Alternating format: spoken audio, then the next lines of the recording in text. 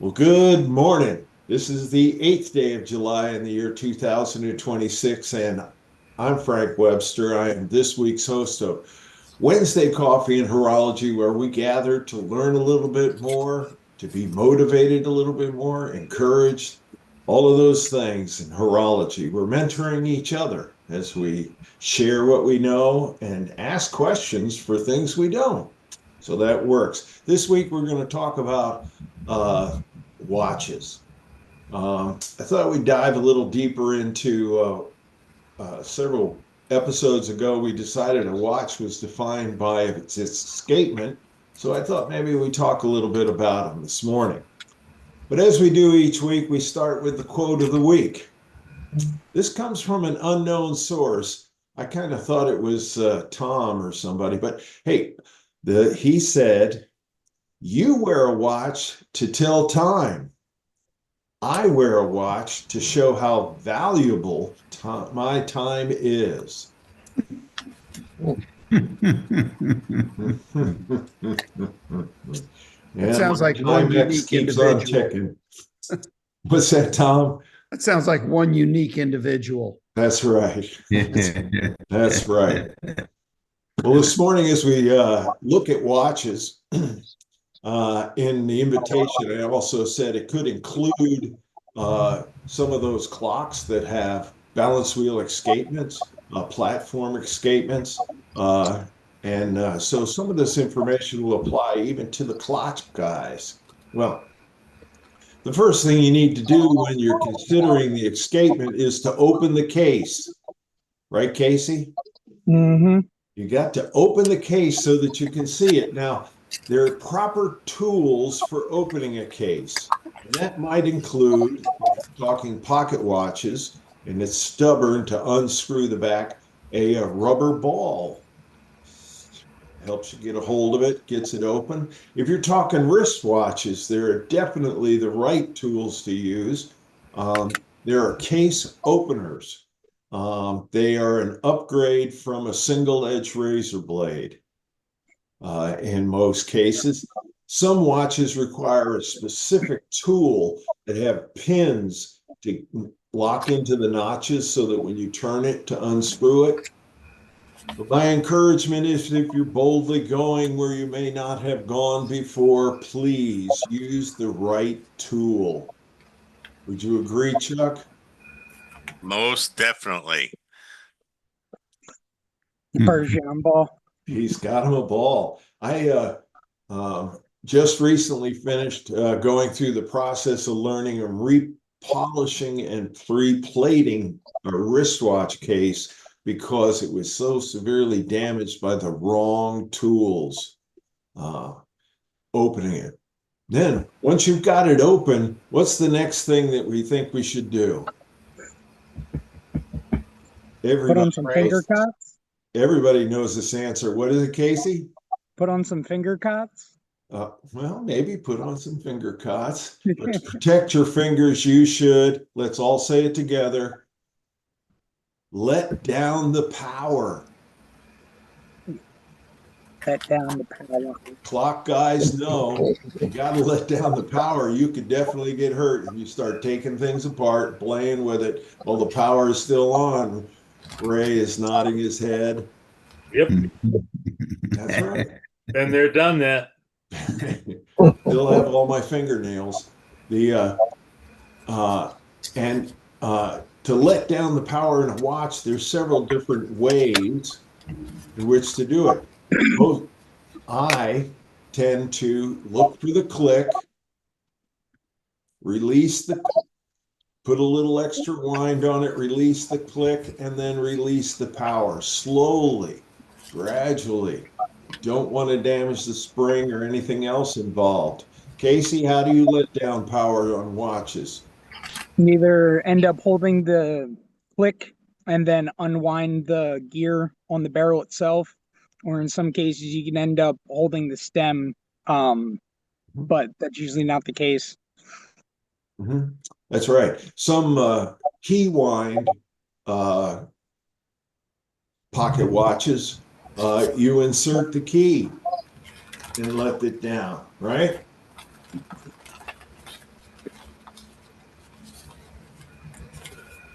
Oh, I should have gotten this tool out before. But all the clock guys know what a letdown tool looks like. Well, for a watch, this is what a letdown tool looks like. I've seen that before. You've seen one of these? I don't have one, but I've seen Not it. yet, huh? It's a star wheel and actually has the size of the keys on the end of it. So just with a smooth handle, you let down the power the same way. Wristwatches. Anybody want to chime in on letting down the power on a wristwatch? It's also one of the first diagnostics you're going to do when the case open. Because if you don't have power on the spring, you know you've got a broken mainspring. Good point, Dennis. Good point. That's right.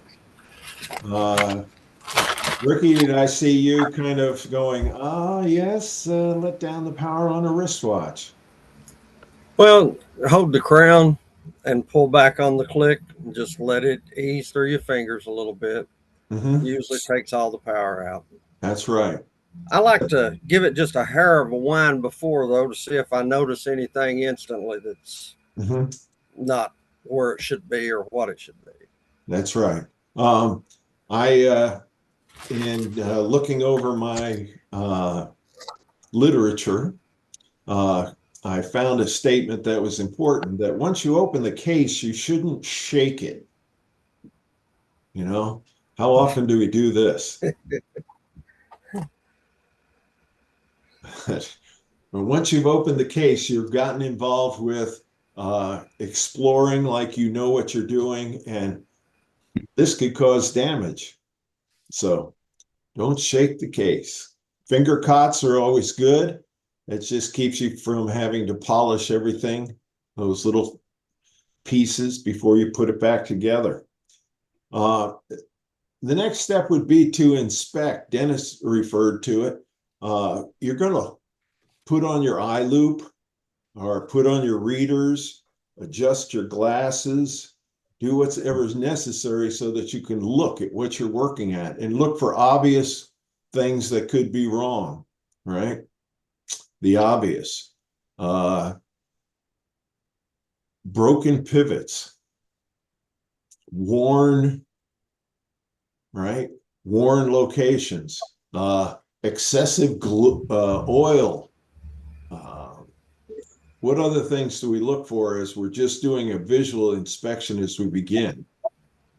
Oh, I don't know if we'd call it visual inspection, but because one of the main things I generally will find is a broken pivot on a balance wheel, I usually take a little puffer, like first thing when I open it, and give a little puff onto the escapement or the balance wheel and see if it actually rotates, or more so rotates cleanly, and then take a look and get up close and see it from the side and see if it's sitting flat or if there's a slight angle to it.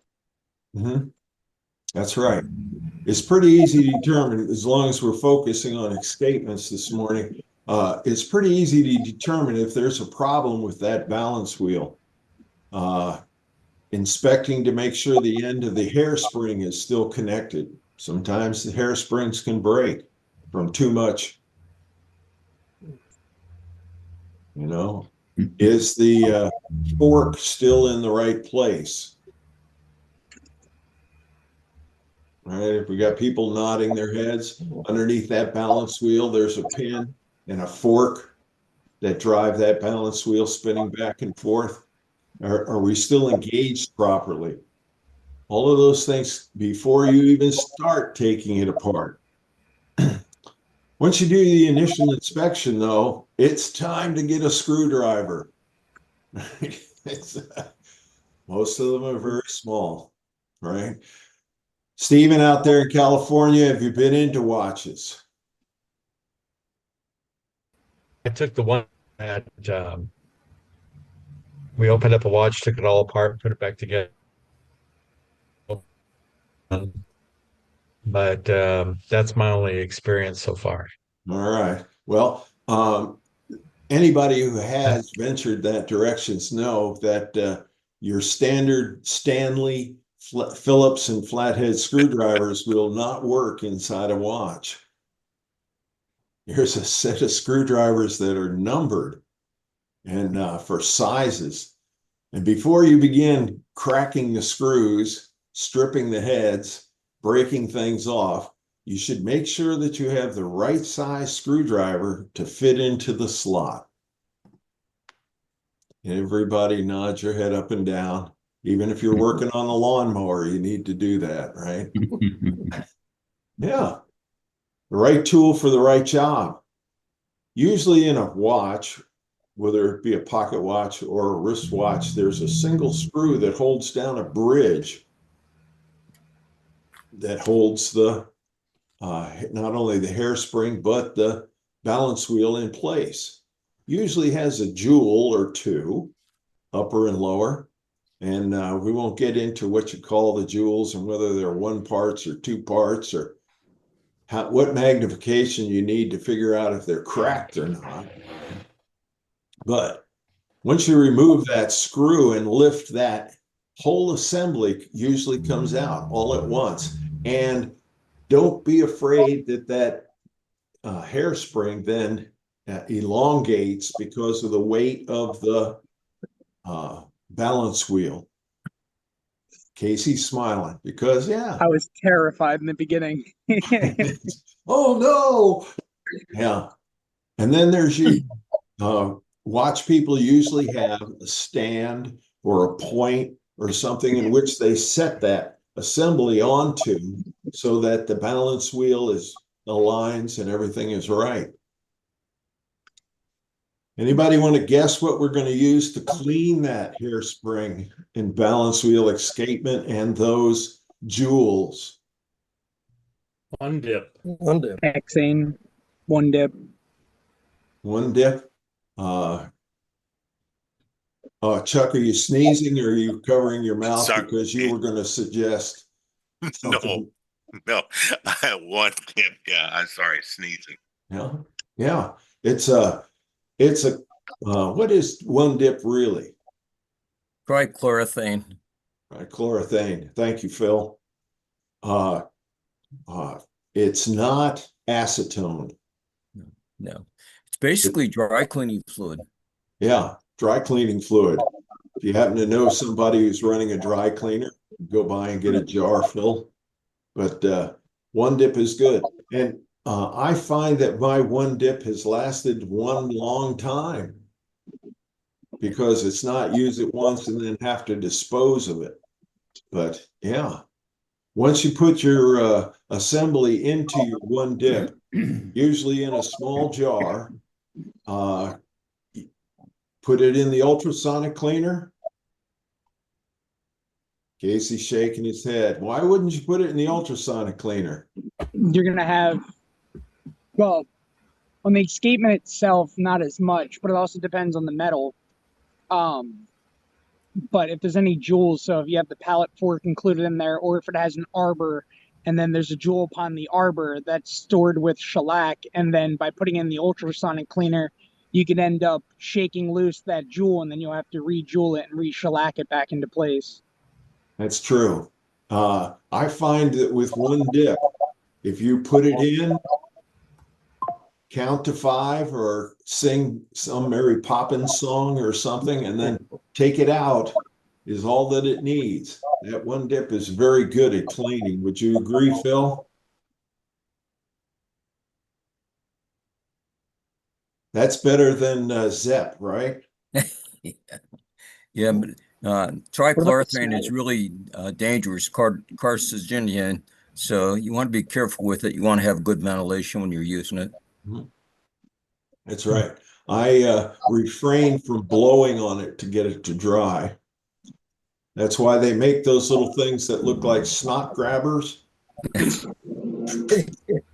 Oh, people who have had babies know what I'm talking about. Bulbs you squeeze and it blows puffs of air, puffs of air, puffs of air. We'll dry it off, and you're surprised. It's sparkly clean. What if you run into a hairspring that might have some rust on it? I mean, where it looks like it's pitted or The one dip didn't quite make it shine like you want to. Get out some 80 grit sandpaper. 80 grit sandpaper. Thank you, woodworkers. Yeah, gradually work up to 320, right? Yeah, No, I maybe find, 220. yeah, I find if you gently, and you're not going to lay it down and scrub on it, but if you gently take a little of that one dip on a toothpick and just apply it, and a gentle wipe will clear it off. Some people use a Q-tip, cut half of the fuzz off and use it. Casey, do you have a suggestion on what you've learned? No, I haven't actually encountered anything. Well, I've seen some really rusted pieces, but usually the balance wheel's been broken, so I haven't got into those ones. The only thing I could think to say is when it comes to Q-tips, you can get you can go to a local store and get the beauty product ones, or you can order online. They have like pointed or angled or lint-free Q-tips that make it a little bit easier than using a standard Q-tip because that fuzz definitely gets stuck. Yeah, you can get those at a beauty supply store. Yeah, you go in there and you find out Q-tips come in different shapes. I learned that in models. Okay. Yeah, that's great. Well, and in once cleaned, then the inspection happens, and the question is, was there a broken pivot? A lot of times you'll find movements for sale at marts that you say, you only want 20 bucks for this movement? The reason is broken pivot.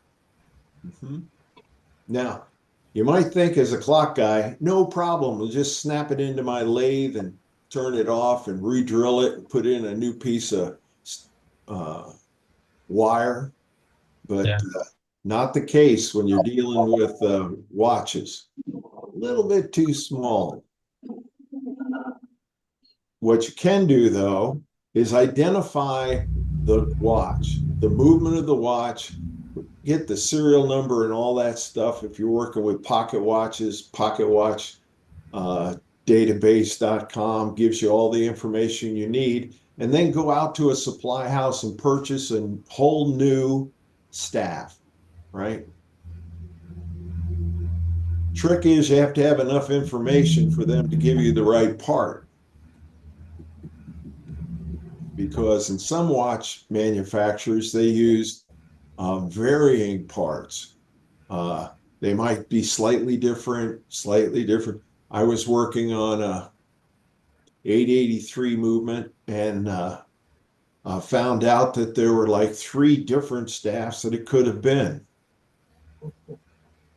Once you have that teeny weeny little part, now you have to press the spring off and press it back on. And there are staking tools that are designed specifically for that process. Everybody who knows that, Yep. do this.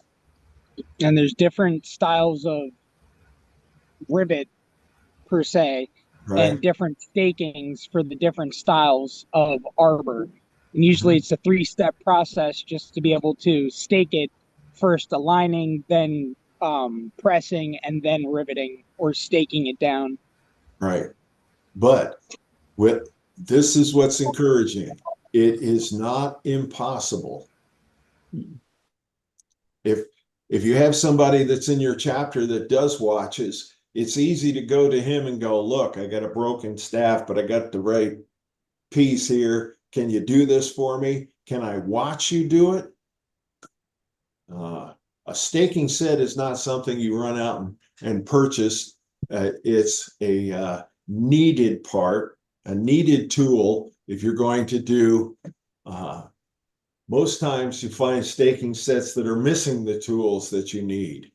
So if you're going out to look for a staking set and you're going to venture into watch repair, make sure you get a set that's complete, or at least complete for watches. All right, that's great. So then once you get it all back to doing, then it's where did I put that screw that held this thing inside? Get the right screwdriver and put it back in, carefully aligning so that you don't break the pivot off in a jewel someplace. Put it back together. You've got the hole clean. This would be the last thing you put back together if you clean the watch. And then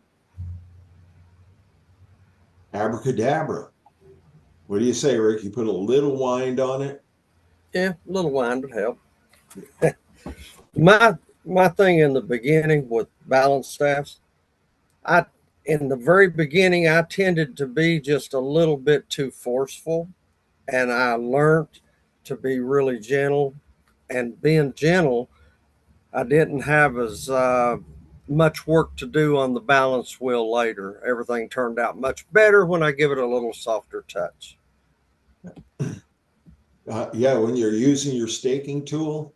Yes. Yeah.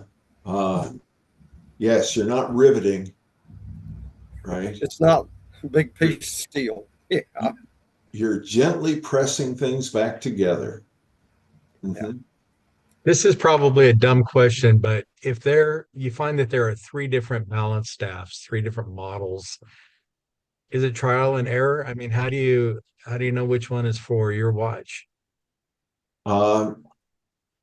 Comparing. Don't throw away the old one till you've got one that you think is the So new you should be able to see a visible difference in the three. a measurable difference, in fact. Okay.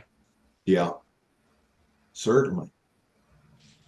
We didn't talk about straightening hairsprings. Also, you didn't talk about checking the fit of the pivot into the balance wheel. That's critical. Did it go in with the correct slight press fit? No forcing.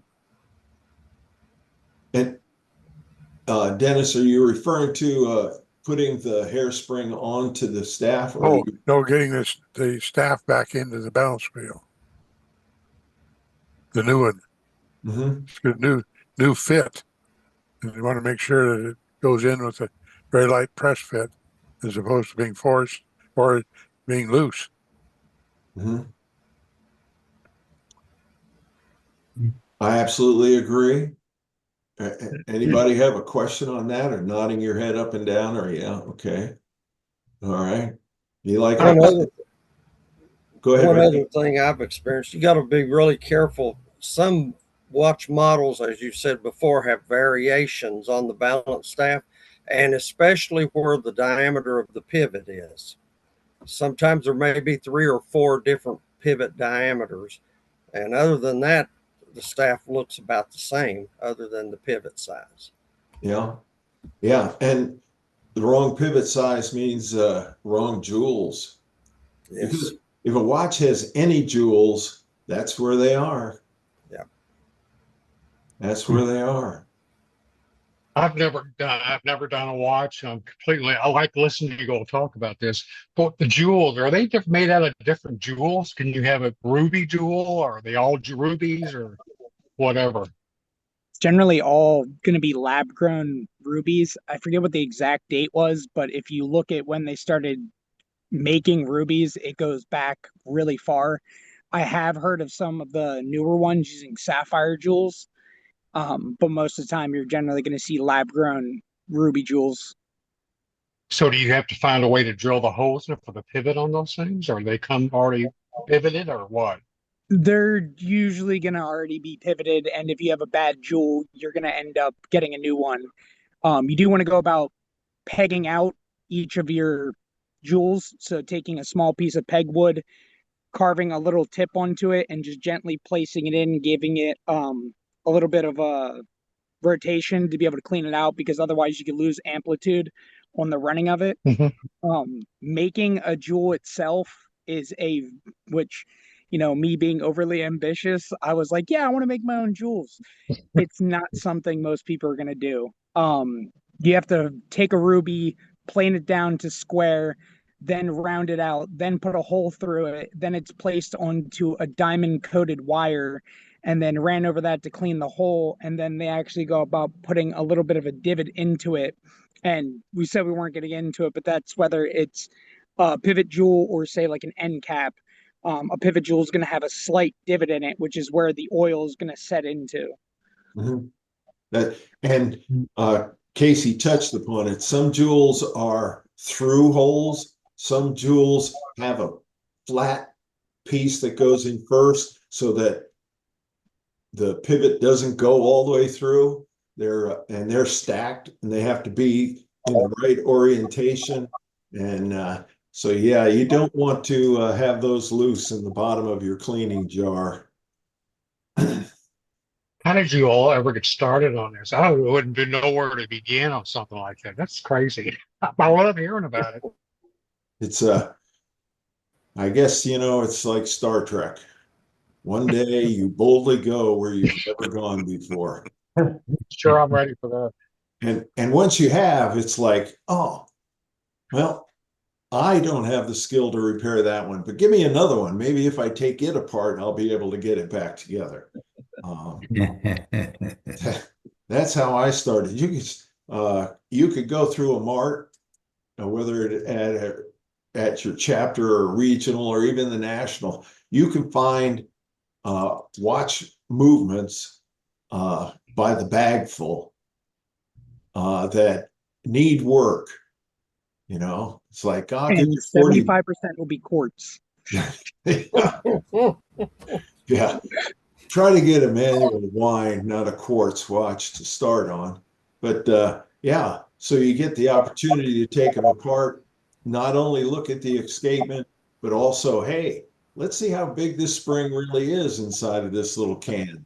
How do I get this open? Looking at the way the bridges, the configuration, whether it's a full plate, whether it's finger bridges, whether it's what gears do they hold? All of that stuff is just not being afraid and saying, hey, what have I got to lose? Okay. Frank, it really helps to take pictures before you take it apart, too. Yeah. I know all the watchmen and clockmen will agree with you, Tom, because, yeah, how did this go? Thought yeah. Why do I have all these extra parts? Yeah. Yeah. I remember taking apart a watch and saying, yeah, I can figure out how to put this back together. Wait a minute. Does this gear go here or there? This way or that way? Yeah.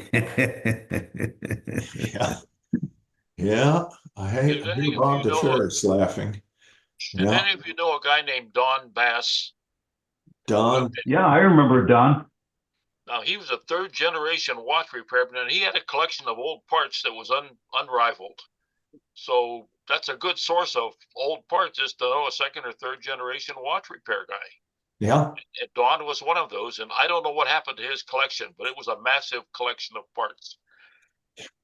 And I know steampunk is growing, and I had a whole box full of watch movements that were no longer movements, and I completely disassembled them and poured all the gears into a box, and I sent it to my granddaughter, who made a set of dominoes with the watch gears. There's a use for them, but please don't scrap them all, because you might find use for them. They make good lapel pins. Lapel pins. Yeah. Earrings, who knows? Earrings, definitely earrings. That's we it. had a guy in the area for a while that did pictures with watch and clock parts. Yeah. Put them together like collages. When I retired from the school system, one of the teachers that knew I was into watches went to him and had him make a trumpet out of watch parts. Oh. And he took the mainsprings and made the outline of the trumpet, then filled it in with various gears and pinions and staffs and what have you. Mm-hmm. And it one day if I can get somebody to get upstairs and get it, I'll get it, because I have not gotten upstairs. The this morning, our encouragement is not to take your clock, your watches apart and make them into something else. All right. But to be brave enough to open a watch, let down the power, do an inspection of it. Consider, well, what oils go in here? And it'll cause your mind to start spinning. And before you know it, we'll all be saying, I wear my watch to show the value my time is, right? So that's it. Anything else we'd like to share this morning before we sign it off? Good. Remember, we talked a while back about the market for clocks and watches. And if you haven't gone there yet as a clock man, kind of drift over to the other side of your workbench and take one apart. See what you discover. You might find It's a different world. That's it. It's a lot like a clock, but very small. Yeah, that's great. Well, I want to thank you all for dropping in this morning as we talked about watch escapements a little bit. We didn't get too technical, but I hope it was encouraging. And I want to thank you all for sharing, because we all learned something here this morning. If not just how to get your picture up on the screen. So remember to take care of each other. Man, it's hot out there. Remember to stay hydrated. If you're where it's flooding, remember, stay out of that high water, even if you're driving a Subaru. So take care of yourselves. Next week, we'll get back together. Until then, remember, sharing horology is part of your life. Open your mouth and tell people about it. Thank you, Frank. Thank Thank you, you. Frank. Thank you.